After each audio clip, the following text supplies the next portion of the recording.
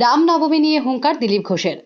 Vote যত এগিয়ে আসছে ততই বাড়ছে উত্তেজনা। বুধবার রামনবমী। গত 2 অথবা 3 বছর ধরেই রামনবমী নিয়ে প্রতিযোগিতা চলেছে দুই শাসক দলের। কারা কত বেশি ভক্ত তা নিয়েই প্রতিযোগিতা।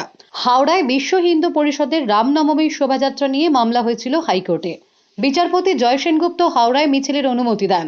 আজ সকালবেলা প্রাতঃভ্রমণে বেরিয়ে রামনবমীতে শোভাযাত্রা বের করা নিয়ে মন্তব্য করলেন তিনি। কোনো বাপের বেটা নেই হিন্দুস্তানে হিন্দুদের আটকায়। যেহেতু রামনবমীর মিছিল নিয়ে গতবার ঝামেলা হয়, প্রধান বিচারপতি এনআইএ তদন্তের নির্দেশ দেন। সেটাকে হাতিয়ার করেই রাজ্য সরকার শোভাযাত্রার রুট বদলের আবেদন জানায়। এরপরেই বিচারপতি বলেন, 200 লোকের শোভাযাত্রা যদি পুলিশ সামাল দিতে না পারে তাহলে কিছু বলার নেই। কেন্দ্রীয় বাহিনী নিয়ে ভিড় সামাল দেওয়ার নির্দেশ দিতে হবে। ফলে এক সংকট তৈরি হয়েছে। মঙ্গলবার দিলীপ ঘোষ স্পষ্ট বলেন, 200 নয় 50,000-এর মিছিল হবে, কেউ আটকাতে পারে না। এই দেশ রামের দেশ। রাম মন্দির হয়েছে 500 বছর আগে। হিন্দুরা বিজয় উৎসব পালন করবে। আমি আপিল করছি হিন্দু সমাজকে, হাজার হাজার লোক রাস্তায় নামুন। দিলীপ ঘোষ আপনাদের সঙ্গে আছে। ত্রিশূল ধরেছি, সব ধর্ম দরকার হলে হিন্দু সমাজের জন্য। কোনো বাপের বেটার হিম্মত নেই হিন্দুস্তানে হিন্দুদের আটকায়। কোর্ট আদালত সব কিছু আমরা তৈরি করেছি, সংবিধান আমরা তৈরি করেছি এই দেশকে রক্ষা করার জন্য।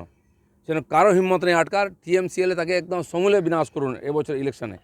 আর সমস্ত গ্রামে গঞ্জে শোভাযাত্রা হবে, দিলীপ ঘোষ সব জায়গায় সামনে দাঁড়াবে। মামদোবাজি পেয়েছো নাকি? 500 বছর আমাদের পূর্বপুরুষরা বলিদান দিয়ে রাম মন্দির প্রতিষ্ঠা করেছেন। আমরা বিজয় উৎসব করবো না?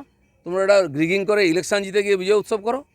সেই জন্য আজ থেকে আমি তো নিজে শোভাযাত্রায় থাকছি। 4 দিন আমি নিজে রামনবমী পালন করব। কার কত দম আছে আটকাক। 50,000-এর মিছিল হবে রামনবমীতে। কেউ আটকাতে পারবে না। এই দেশ রামের দেশ। 500 বছরের চেষ্টায় রাম মন্দির হয়েছে। হিন্দুরা বিজয় উৎসব পালন করবে। একই সঙ্গে হিন্দুদের রাস্তায় নামার জন্য আবেদন করেছেন বিজেপি নেতা।